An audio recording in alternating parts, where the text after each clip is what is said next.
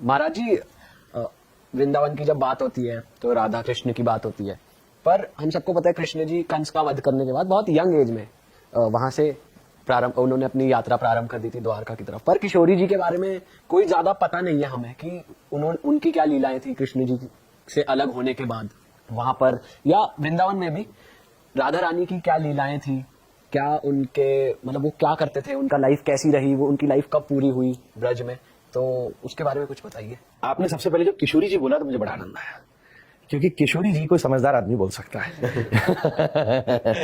महाराज जी हम तो मूर्ख हैं। तो किशोरी नहीं क्यों बोल सकता है? अब देखो यही बात है, आपको लगा कि आपने कोई महत्वपूर्ण चीज नहीं बोली, और जो समझदार था उसको मालूम था कि ये महत्वपूर्ण चीज नहीं। तो किशोर की जो हो उसको किशोरी कहा जाता है।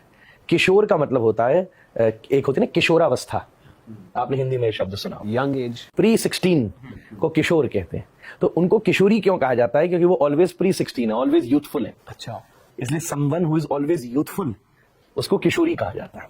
तो खैर, आपने कहा कि राधा रानी जब श्री कृष्ण मथुरा चले गए तो राधा रानी क्या हुआ, तो पहली बात तो ये है कि राधा कृष्ण तो एक ही है। ये तो लीला के लिए दो रूपों में प्रकट होते हैं, आस्वादन और आस्वाद्य का अंतर है। थोड़ा ज्यादा टेक्निकल हो जाएगा इसलिए मैं उस तरफ तो नहीं जाऊंगा, पर बात यह है कि उस बात को टेक्निकलिटी से ही समझा जा सकता है। ऐसे समझिए कि एक बार एक रामलीला में एक बड़ी घटना हुई कि जिनको राम जी का रोल करना था वो बीमार हो गए और 2 मिनट में रामलीला शुरू होनी थी। तो अब क्या किया जाए, बड़ी कठिनाई थी। तो उसी समय एक जना जो कोई और पात्र बन रहा था, आप अज्यूम कर लो कि जो सीता जी बन रही थी, उसने ये कहा कि मैं तो राम जी को खूब देखा क्योंकि मेरे साथ ही सारा रोल किया है, अगर आप बोलो तो जहां राम जी का प्रोमिनेंट रोल है वहां मैं उस रोल को कर देती हूँ। मतलब वो भी पुरुष ही था जो सीता जी बनता था। तो एक ही पुरुष एक सीन में राम बन के आया और एक ही पुरुष एक सीन में सीता जी बन करके आया। ऐसे करके उसने रामलीला पूरी कर ली।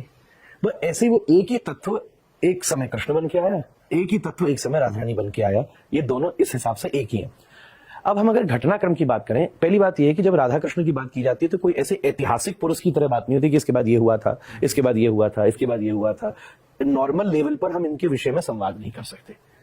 फिर भी आपने ये प्रश्न किया है, तो ब्रह्म वैवर्त पुराण में राधा रानी को लेकर के बहुत सारी कथाएं बहुत आनंद से प्राप्त होती है। तो श्री कृष्ण राधा जब साथ में है, प्रिया जी साथ में है, तब तो बहुत सारी भागवत आदि कथाओं में हम लोग सुनते रहते हैं सब क्या क्या आपने लीला करी। पर जब श्री कृष्ण का मथुरा गमन हो गया तो ब्रह्म वैवर्त पुराण के और 49वें अध्याय में एक प्रसंग आता है, 49th चैप्टर में, जहां भगवान ये कहते हैं मतलब कि मैं आपसे मिलूंगा, मैं जा रहा हूं मथुरा तक, मैं आऊंगा। तो राधा रानी कैसे रही? कृष्ण की प्रतीक्षा में नहीं, इंतजार में नहीं। जैसे मैं आपसे कह दूं कि नेक्स्ट संडे आपसे मिलूंगा, तो आप कैसे रहोगे? मेरे इंतजार में रहोगे। या मैं आप मुझसे कहूं मैं वृंदावन आ रहा हूं, तो मैं कैसे रहूंगा? आपके इंतजार में रहूंगा। तो ब्रह्म वैवर्त पुराण ये कहता है कि राधा रानी यहां कैसे रही? यहां कृष्ण की प्रतीक्षा में रही। और फिर उसके 115 वर्ष के बाद में राधा रानी श्री कृष्ण से कुरुक्षेत्र में मिली। अच्छा, हाँ मिली। एक बीच में और प्रसंग आता है कि जब राधा रानी लगभग 12 वर्ष की हो गई तो ब्रह्म वैवर्त पुराण के 126वें अध्याय में प्रसंग आता है। अब श्री कृष्ण तो मथुरा चले गए, अब राधा रानी का जो जन्म हुआ है वो हुआ है वृषभान जी के घर। वृषभान जी वैश्य कुल के थे, जातियों में समझा जाए तो राधा रानी का वहां जन्म हुआ। अब वृषभान जी के मन में विचार हुआ कि अब आगे कैसे होगा, एक जैसे लौकिक माता पिता विचार करते हैं कैसे होगा।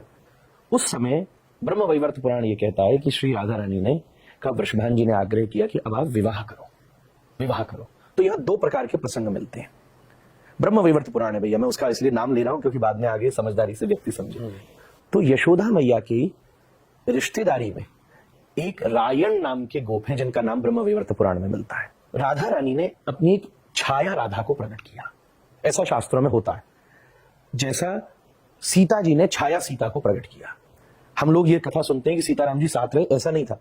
ऐसा रामचरितमानस आदि ग्रंथों में मिलता है कि राम जी ने सीता जी को कहा कि रावण तुम्हारा हरण नहीं कर सकता, मूल सीता में तो इतनी शक्ति है।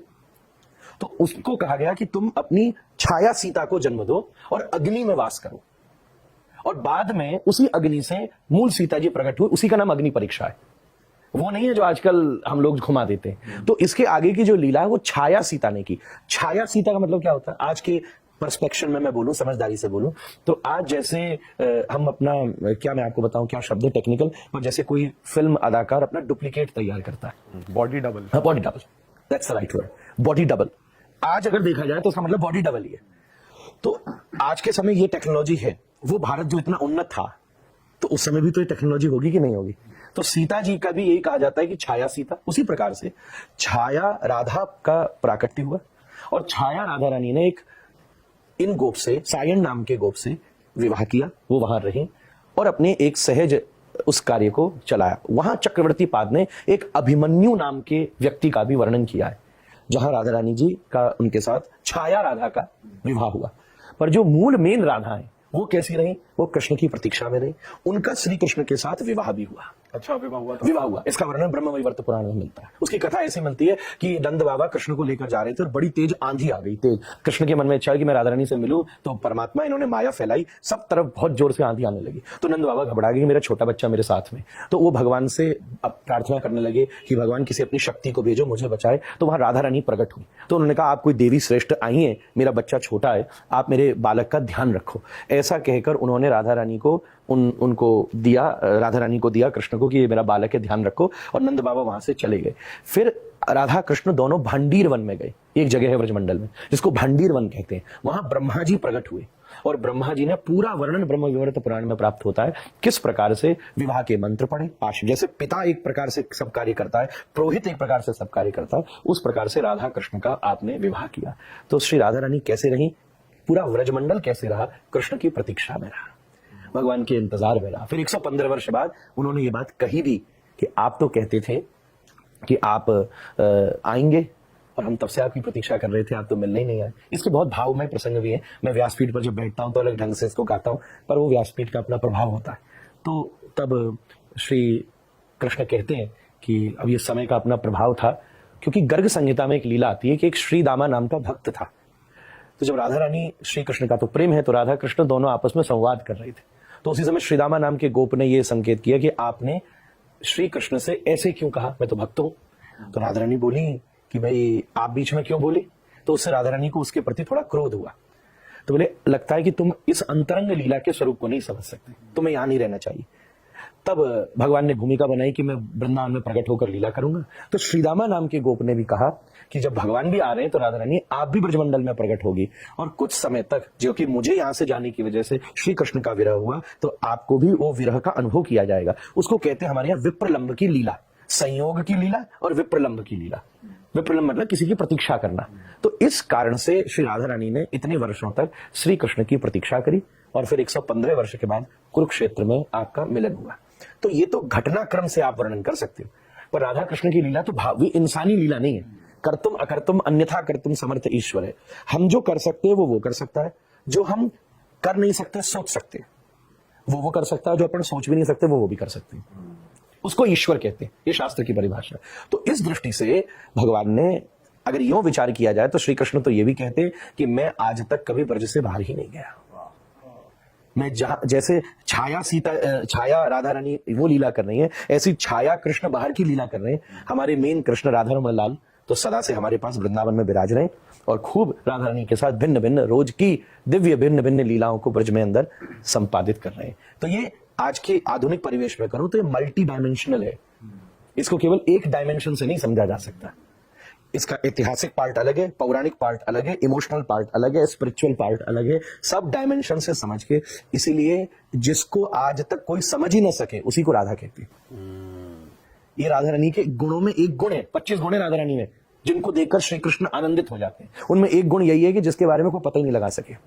इसलिए राधा रानी के विषय में आज तक कोई पता ही नहीं लगा सकता। यही राधा कृष्ण की मधुर लीला है। वाह। आपके साथ कोई पर्सनल लीला हुई हो, आपके साथ कोई, वैसे आप तो समझदार काफी हो तो आपको वो नॉर्मल ही लगेगा। नहीं, ऐसा कुछ नहीं। ऐसा कुछ ऐसा जिसमें आप भी हैरान हो गए हो, कुछ ऐसी घटना आपके साथ हुई हो? नहीं, हैरान नहीं होने का मतलब समझदारी थोड़ी ना होता है। समझदार का मतलब यही होता है कि वो देख सके अच्छे से कि क्या हो रहा है। हाँ। आप इस रूम में किसी इंटीरियर डेकोरेटर को लाओगे तो वो अपनी बात करेगा, आप इस रूम में किसी वास्तु वाले को लाओगे तो वो अपनी बात करेगा, इस रूम में किसी वीडियोग्राफर को लाओगे तो अपनी बात करेगा, किसी साउंड इंजीनियर को लाएगा तो माइक की बात करेगा, और किसी रियल हिट वाली को ले आओगे तो हमसे बात करेगा। तो ये तो अपनी अपनी अप्रोच है आदमी की। लेकिन महाराज जी, आप मतलब पूरे जीवन में ये चीज देखते हुए आए हो, तो ऐसा क्वेश्चन मेरे साथ नहीं है कि आपने कोई ऐसा चमत्कार देखा? बात ऐसी है कि कोई चमत्कार ऐसे लीला बतानी नहीं चाहिए सब जगह, ये उसका सबसे बड़ा कारण है। पर मैं एक बात ये आपसे कहूं कि वृंदावन में हर एक पत्ता, हर एक फूल, ये सब भगवान की लीला ही है। हर चीज में भगवान की लीला का सहज अनुभव हम लोगों को करना चाहिए। अच्छा, जो भगवान की लीला है वो आपके देखने के नजरिए पर निर्भर करती है, भगवान के करने पर निर्भर नहीं करती। देखने वाला व्यक्ति तो सहज खड़े भगवान में भी लीला का दर्शन कर लेता है, और नहीं देखने वाला तो भगवान सामने प्रकट होकर भी लीला करे तो भी रावण कह रहा है मैं तो तुमसे लड़ाई ही करूंगा, फिर भी कंस कह रहा है मैं तो तुमको युद्ध करके परास्त ही करूंगा। पर भगवान के राधा रमण जी के साथ तो रोज कितने कितने भक्त कैसी कैसी लीलाओं का दर्शन करते हैं। अब मुझे नहीं पता मुझे कहनी चाहिए कि नहीं, पर मैं एक छोटी सी बात कई बार व्यासपीठ से बोला हूं तो वो एक बता देता हूं जो बता सकते हैं। मतलब हम लोग जब भगवान श्री राधा रमण जी को रात्रि में शयन कराते हैं तो हमारे यहाँ की परंपरा है कि हम भगवान के चरण दबाते हैं। तो मैं आपको सच बात बताऊं, कई बार हम जब चरणों को दबाते हैं तो ऐसा नहीं लगता है कि किसी पाषाण को दबा रहे हैं, ऐसा लगता है कि कोई रियल पैर हैं जिनको दबाओ तो जोर से दबते भी हैं। और कभी कभी खेल करने के लिए अगर हम तलुओं पर हाथ भी फेर देते हैं तो ठाकुर जी जोर से मुस्कुराते हैं। अच्छा, वाह। तो अब ये इससे ज्यादा बताना ठीक नहीं है।